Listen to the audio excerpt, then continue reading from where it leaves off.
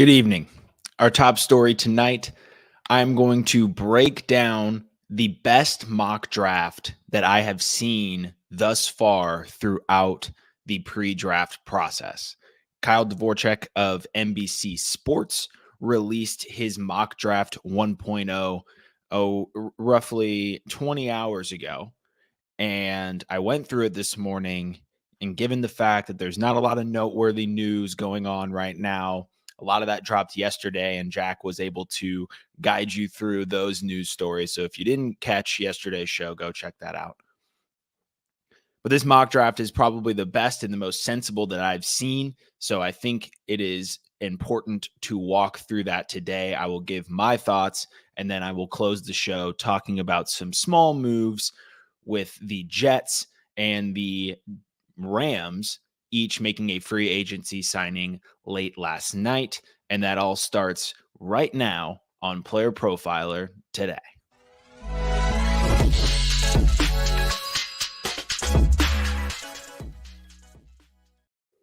Good evening, Player Profiler Nation, or should I say good morning. This video is coming to you pre-recorded as I have family in town, so it's not able to go live at 6 p.m., but I will try and maybe tap in and be with you guys in the comments. So give me your thoughts in the chat. I will go back and kind of see what everyone thought about this mock draft. I looked at it, and Kyle Dvorchak is one of my favorite analysts. So if you've never, this is the first time hearing of him, go to Twitter, check him out. He's very funny guy, very sharp, and he delivered one of the most sensible mocks that I have seen thus far in the pre-draft process. I mean, from 1 to 32, it's just very smart picks of addressing need, not many reaches. And obviously, we know we can't necessarily predict that NFL front offices make the rational choice. There wasn't a lot of trades in there, so we know that that's a factor as well. But on the surface, it wasn't trades just to make trades. It wasn't draft picks just to make draft picks. It was very sensible, thinking about every team's need. And I thought it was a very quality mock to go through. So I'm going to quick share my screen here, and we will get going. So one overall, we have Caleb Williams, right? It's locked in. I've seen a lot on Twitter of, the Bears can trade down from 1 and just build this incredible team around Justin Fields.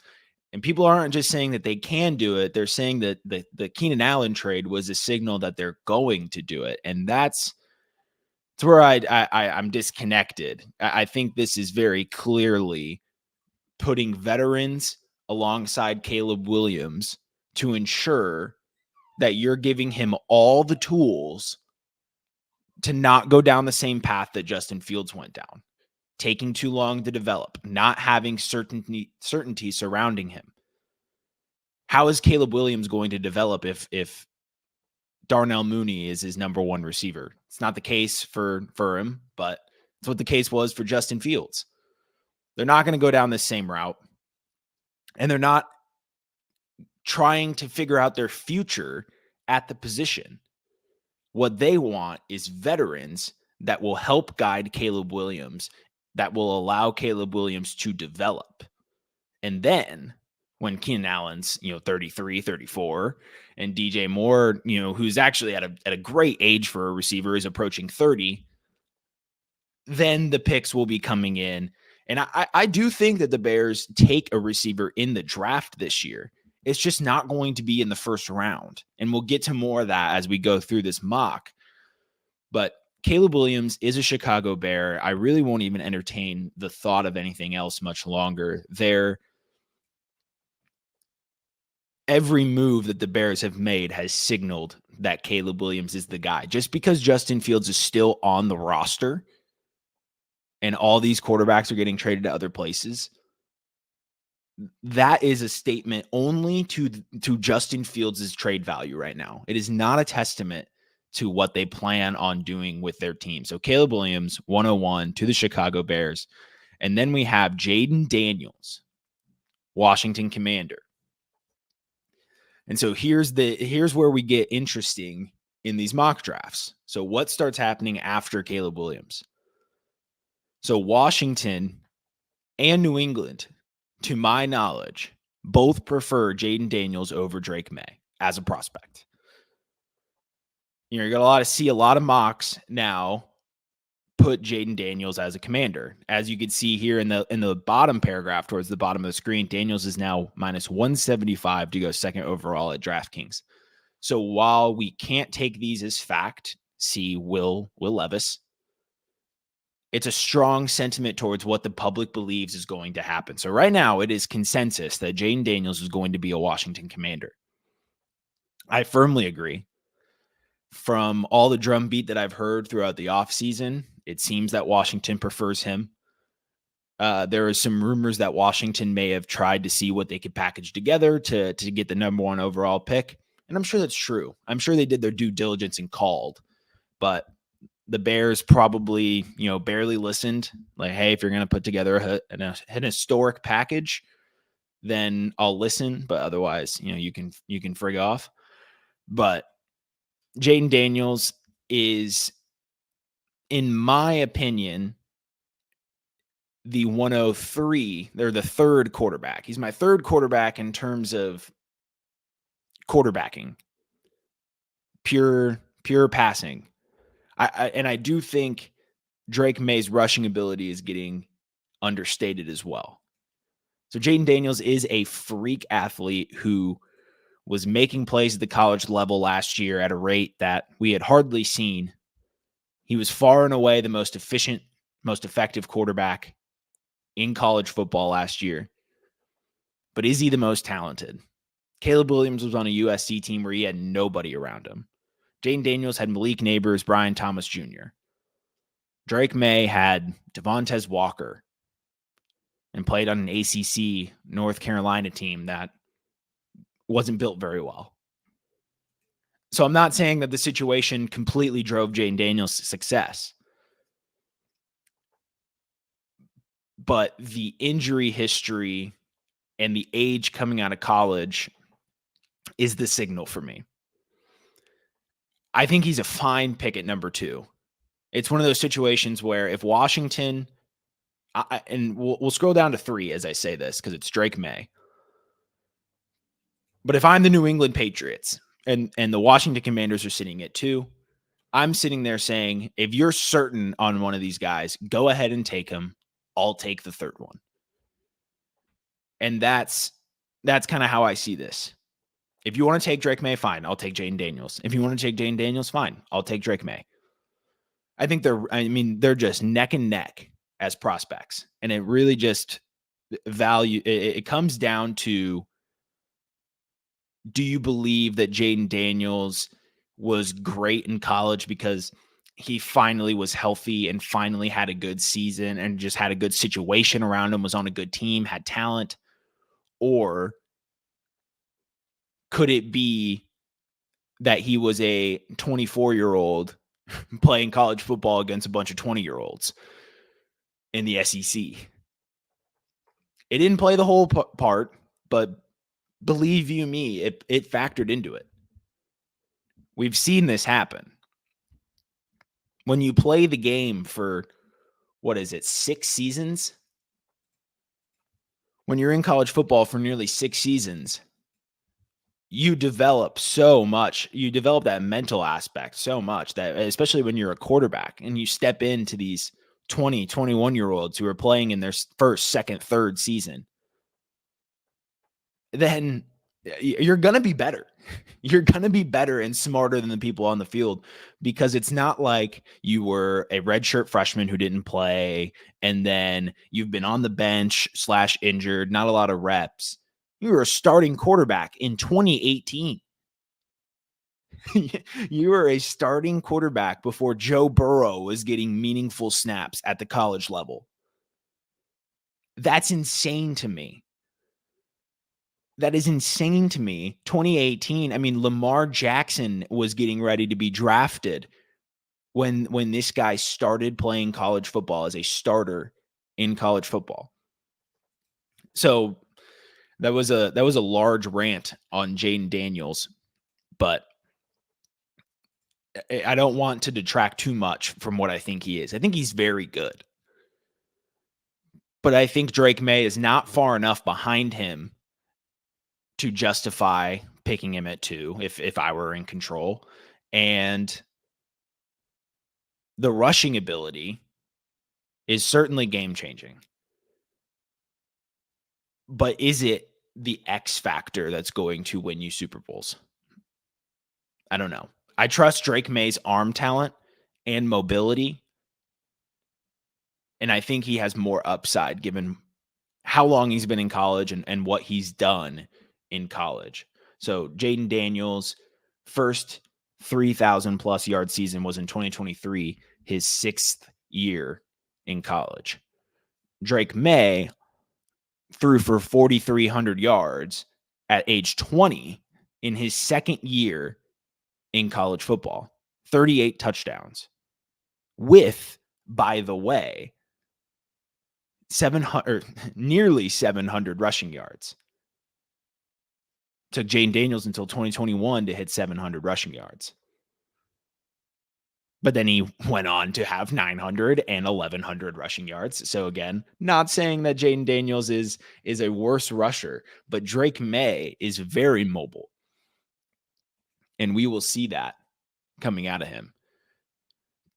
Now, I previewed 4 already, but before we get to number 4, let me kick it to the Podfather for a little message. Now, I know many of you are looking for a secret weapon for your Dynasty League, and I have it. It's called the Dynasty Dominator app. You go to the App Store, go to Google Play. It's right there. It's $5 to download, and then every year it's $5 to load the next incoming class of rookies. You can add superflex, add tight end premium. It's incredible because it allows you to look up players. It allows you to vote on whether a player is a buy, hold, or sell, and then see the market sentiment on that player. And you can compare their lifetime value rating from PlayerProfiler to their Dynasty ADP at the FFPC, all in the price lookup tool. And beyond that, we have a trade analyzer, so you'll never lose another Dynasty trade again. And in our settings, you can set this is a win now team, this is a rebuilding team, and then we let you compare players. Look at their metrics side by side, prospect metrics, NFL metrics. It's all there. It's $5 in the App Store. There's some add-ons for Superflex and to buy the upcoming rookie class. Every year, you're going to spend $5 on this thing, and it's going to be well worth it. It is going to be well worth it. We are back with Player Profiler today. Excuse me. I am your host, Matt Babich. It is a rough morning for me this morning. Goodness gracious, I am not all there. But we went through the top 3 of Kyle Dvoracek's mock 1.0. We just discussed my thoughts on Jayden Daniels versus Drake May as prospects. And first of all, before we go into 4, very quickly, just to wrap it up, as a Patriots fan, I am pumped to have Drake May be the landing spot. I know there's some talks about trading down, Minnesota trading up to 3. The Patriots are drafting a quarterback.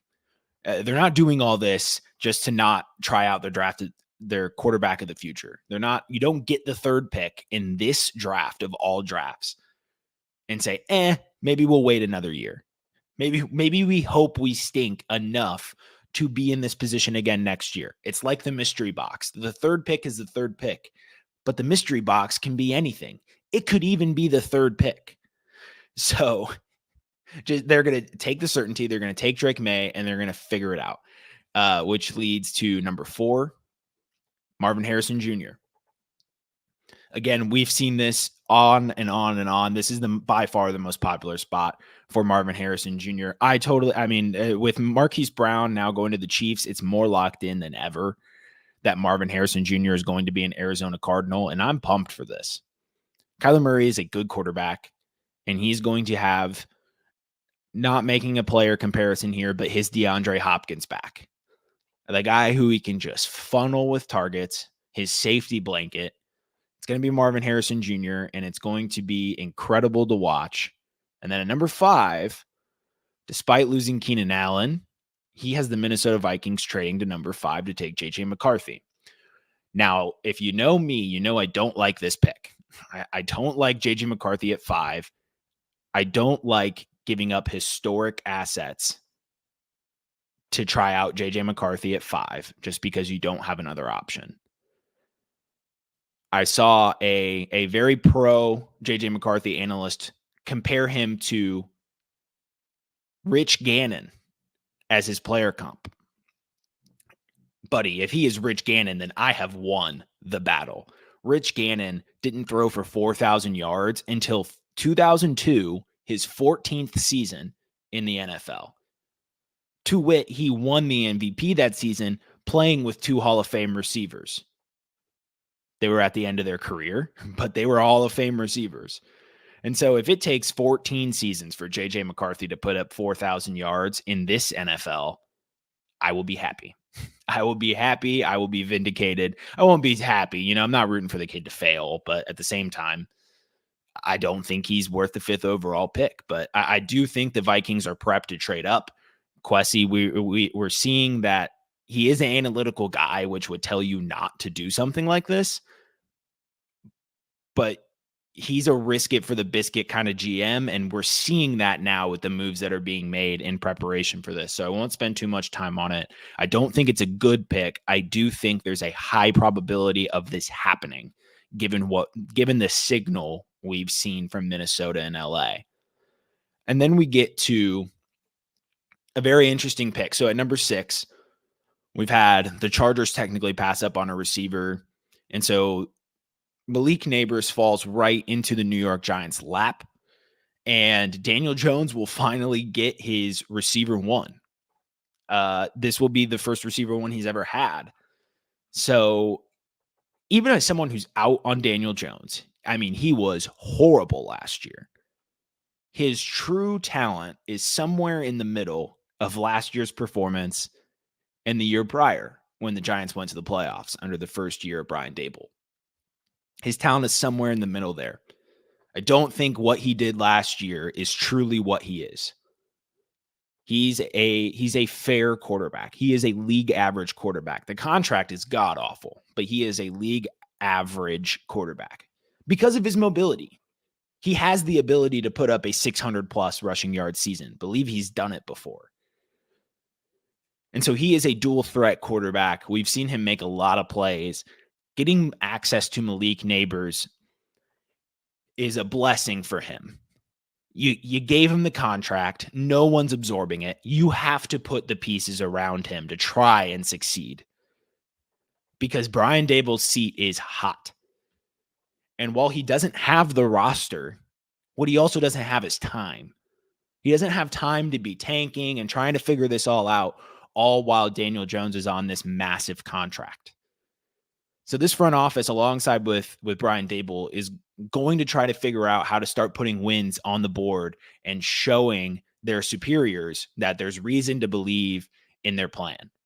And that starts with Malik Nabers. Incredible receiver, easily the receiver 2 in this class, going to go in the top 10. And I love this position here at number 6 to the New York Giants. And then we get into Joe Alt for the Tennessee Titans. We've seen them load up via free agency on their receiving core, and they need to repair that offensive line a little bit. They also added Tony Pollard, and they need someone to block for all of them, and they need someone to protect Will Levis.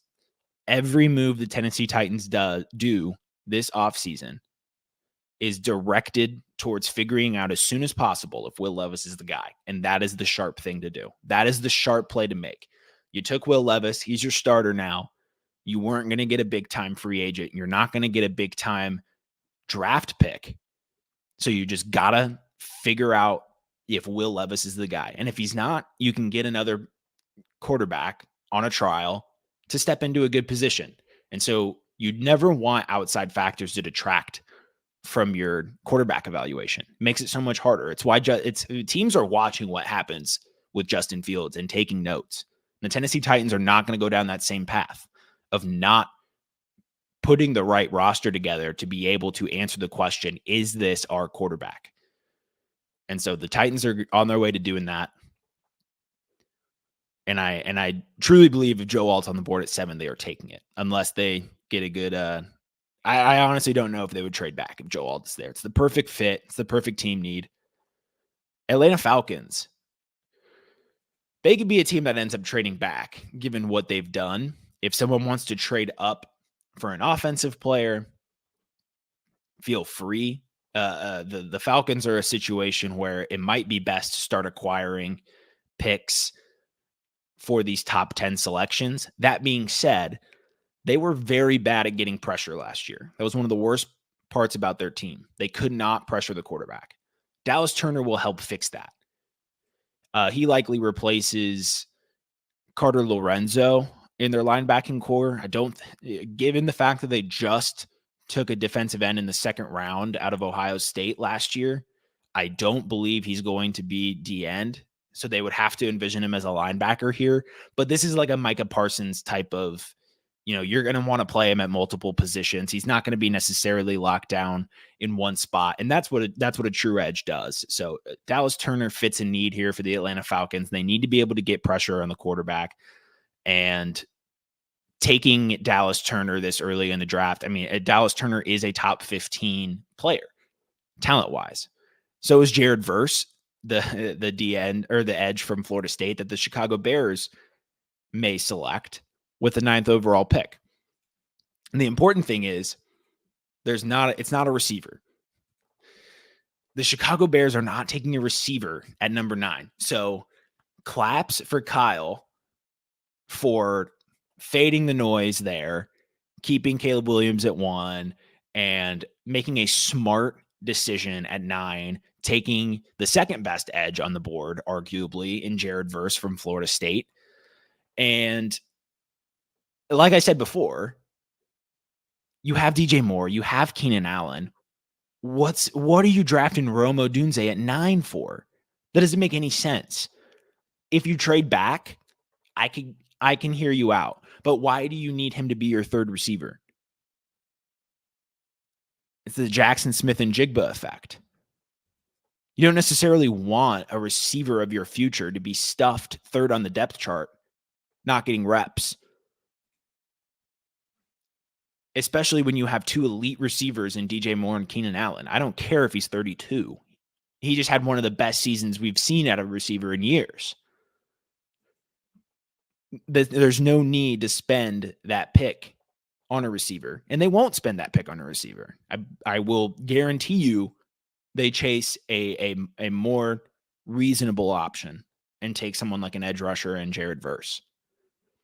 And then the Jets go down, and we're about 7 minutes away from ending the show, and we are on pick number 10. So I'm going to have to speed this up a little bit. We'll give quick takes outside of the top 10. The New York Jets need offensive line. We saw Breece Hall kind of freaking out over all the offensive linemen that were not being signed. They did sign Tyrone Smith from the Cowboys, and so further bolstering that offensive line with the top 10, given the team they already have, is a whew. The Jets are probably going to be really good if Aaron Rodgers is back, because even if he is league average, this team is going to be rocking. So as a Patriots fan, I do not like that. Now, the Los Angeles Chargers get to trade down from the Minnesota Vikings and still do what they wanted to do originally and select a receiver in the first round. This is the perfect move for Los Angeles. While I don't necessarily agree with a lot of the roster moves that they've been making, this is the perfect trade back. You get very good capital, likely 2 firsts for trading back, and then you get to select a receiver, Rome Odunze, out of Washington, who many are even saying is better than Malik Neighbors as a prospect. I'm not. I don't necessarily agree with that, but he's incredible. And so, they don't have Mike Williams. They don't have Keenan Allen. They need to draft somebody. And so trading back to 11 is the perfect spot because they can almost guarantee they're going to get one of the top 3 receivers or 2 of the number 2 and number 3 receivers, because it's not a chance they get Marvin Harrison Jr., but I like that move for them. And then the Denver Broncos select Brock Bowers from Georgia. Again, not a pick I love on the surface, but the Denver Broncos do have a need, and Sean Payton does typically run this offense through, the tight end, through Jimmy Graham. He always has tight ends involved, when even in the later days when he was, Taysom Hill and Juwan Johnson. He knows that he doesn't really have anything in his tight end room right now. I don't think that the Denver Broncos should necessarily go Brock Bowers here. They have needs on both sides of the ball that are probably greater than the tight end position, but Brock Bowers is a game-changing talent, and I can't necessarily hate on the pick because of the team need at the tight end position and because of the upside of Brock Bowers, but I wouldn't be making the pick if I were the Broncos GM. So I'm okay with it from a mock draft perspective. Like, the need is there. He's a superstar potential player, but in real life, I would prefer, if I were a Denver Broncos fan or if I were running the team, I would prefer we try and trade back or get some more premium positions taken care of. And that's what the Raiders do. They're going to take a tackle from Alabama. They have a horrible offensive line, and they have some surrounding pieces. Devontae Adams, Zamir White, who's a pretty good running back. They're likely going to draft somebody to pair alongside him, potentially sign one of the remaining free agents, but they got to start with the offensive line. They couldn't protect the quarterback. So it doesn't matter who your quarterback is. You got to be able to protect him. Minshew is not good under pressure. So they signed Minshew to fight alongside Aiden O'Connell. And Minshew is not any better under pressure than Aiden O'Connell is. So they gotta stop that pressure. They do that by taking an offensive tackle. I love that pick. And the Saints do the same thing. So Saints and Raiders, in two similar situations, both decide in a strong offensive tackle class to sit in the top 15 and take the position of need and the best player available. And I love that for both of them. And then the Colts, we have the Colts taking Quinyon Mitchell, cornerback out of Toledo. I like this too. This is a team that has a fairly good front seven. We're at the point of the draft where the front seven talent is getting a little thinner, not necessarily worth a mid-round pick. But this Quinyon Mitchell kid is incredible, and he showed incredible athleticism in the combine. He's steaming up draft boards throughout the pre-draft process. He is a mid-first round talent, and the Colts have a weak secondary that they need to patch up. So Quinyon Mitchell here would be a great pick for the Colts. And the Seahawks, incredibly similarly to the Saints and the Raiders, they have some pieces. They have more pieces than both of those two teams, but they really struggled at the offensive line. And that broke down the entire offense when you start relying on your quarterbacks to work through pressure and rise above that. When you ask middle of the road quarterbacks to rise above pressure issues, that's when you start losing games.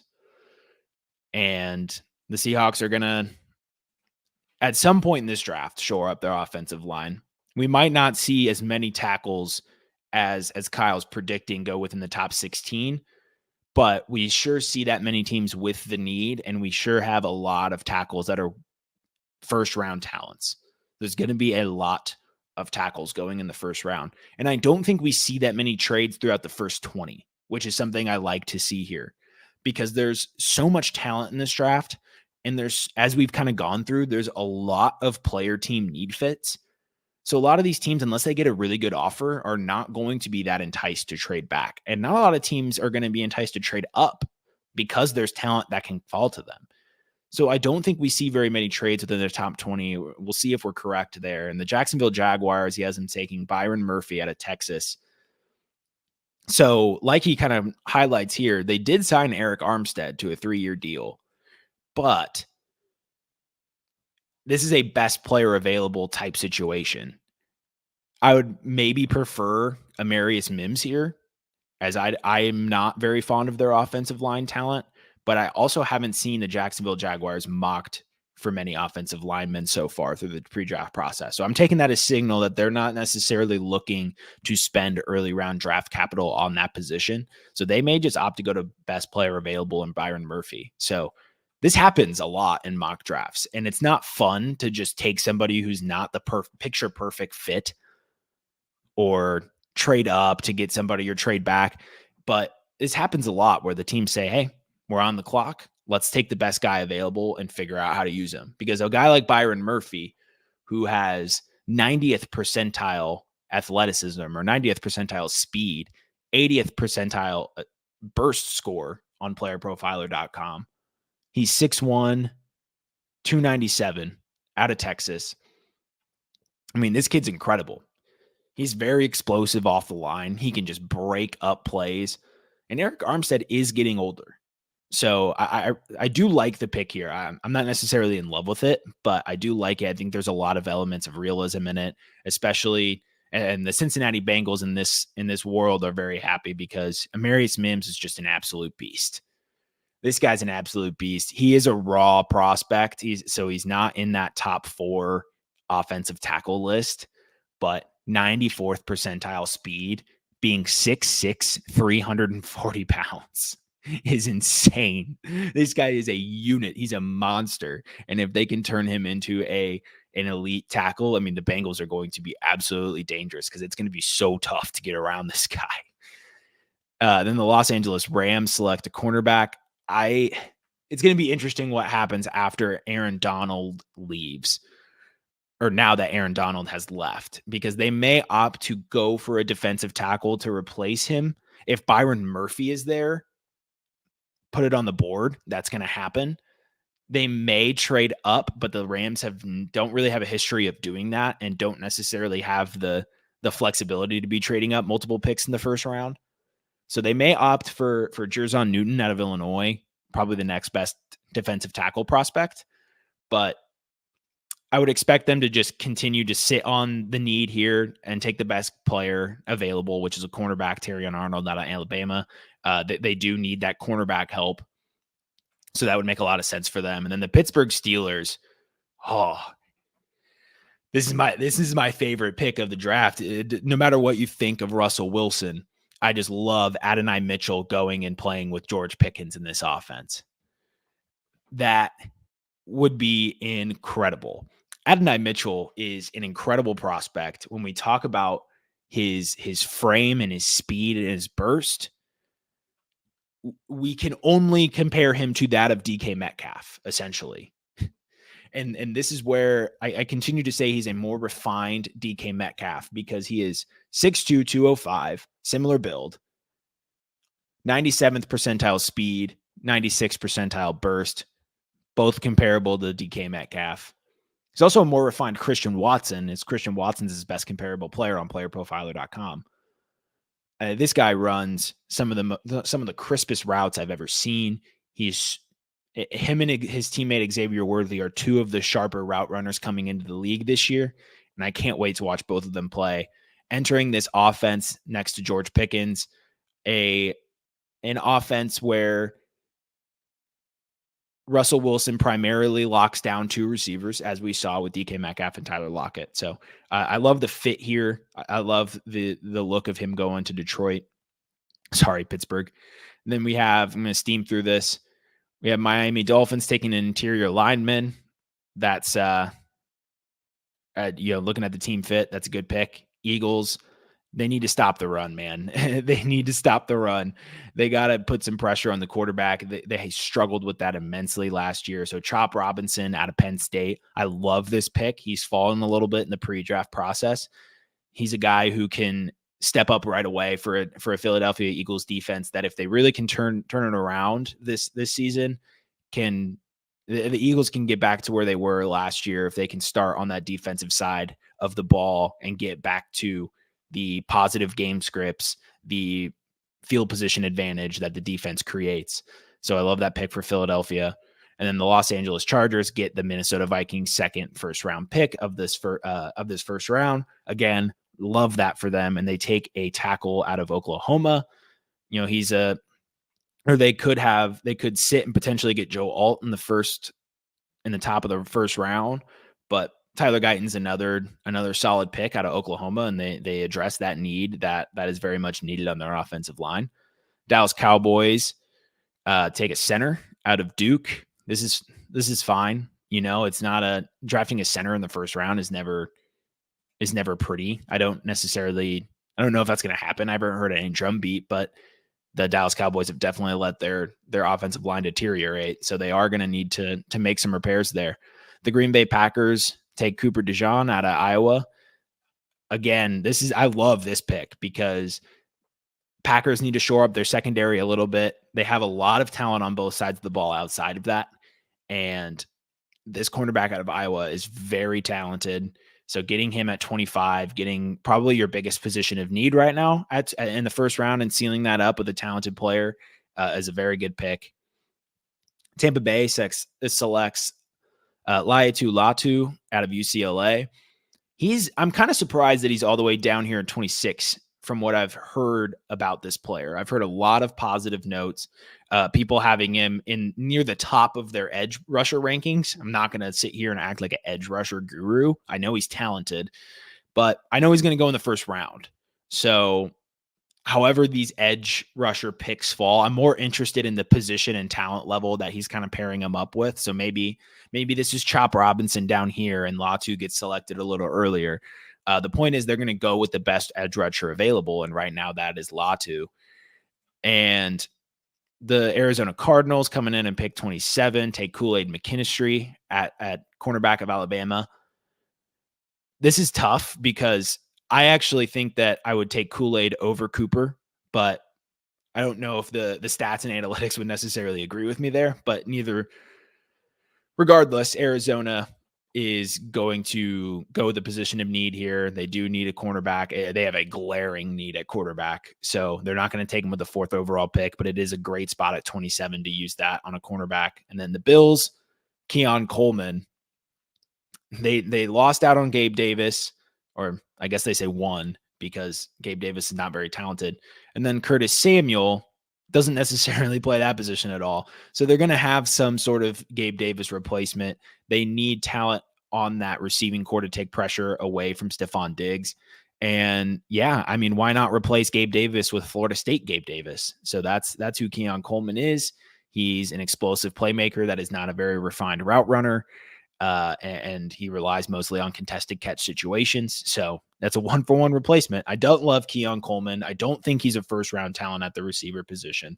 That being said, the NFL completely disagrees with me, and there's probably some signal in that. So I'll trust the NFL opinions here for now. Detroit Lions take a cornerback to seal up their secondary. Baltimore Ravens take Ladd McConkey. This is a fit I absolutely love. A route technician that they can play on the outside and in the slot. So it's going to be interesting as I see Ladd and Zay kind of playing a similar position, but both of these players can mold into where they need to be. They're both very versatile. So you could play Ladd in the slot with Zay on the outside, one play, completely flip them on the other. You can run Zay on the left and the right. You can do the same with Ladd McConkey. So they're both very versatile, but I do see them as similar players. Zay is going to be in the slot more. Ladd's going to be playing a lot more outside. Or sorry, flip that. Ladd's going to play in the slot a lot, and Zay Flowers is going to be on the outside more. So it's going to be an interesting way it's going to be interesting to see how that would work out in terms of positioning and alignment. But he's certainly the most talented receiver that's still on the. He's not the most talented receiver still on the board. We'll get to him in 2 more picks, but. Yeah, no, I'm going to go out and say it. The Kansas City Chiefs win here because the Baltimore Ravens should be selecting Xavier Worthy. Xavier Worthy is the better receiver of the two. Xavier Worthy's freshman season was among one of the best freshman seasons that we've ever seen. I wish I could have pulled up the bookmark because there was a tweet, but he is amongst, Sidney Rice and greats of that echelon in terms of his freshman season and what he was able to do at age 19. So Xavier Worthy has record-breaking speed. If you've looked at the film, you see his blind spot manipulation, his route running, his ability to sell and manipulate the corner. is one of the best of the draft class. And so I don't know if it's size or what that's pushing him all the way down to 32, but the Kansas City Chiefs are getting a steal in Xavier Worthy. And I've seen this mocked a lot. It seems like he's going to be borderline first round, but he shouldn't be. He should be higher. He should be closer to Adonai Mitchell, because what Adonai Mitchell was capable of doing, Xavier Worthy did more, and he did it younger. The only difference is Adonai Mitchell's a couple inches taller. So that'll round out this mock. We see Jerzon Newton going to San Francisco to replace Eric Armstead. But that's the mock. We made it through 40 minutes.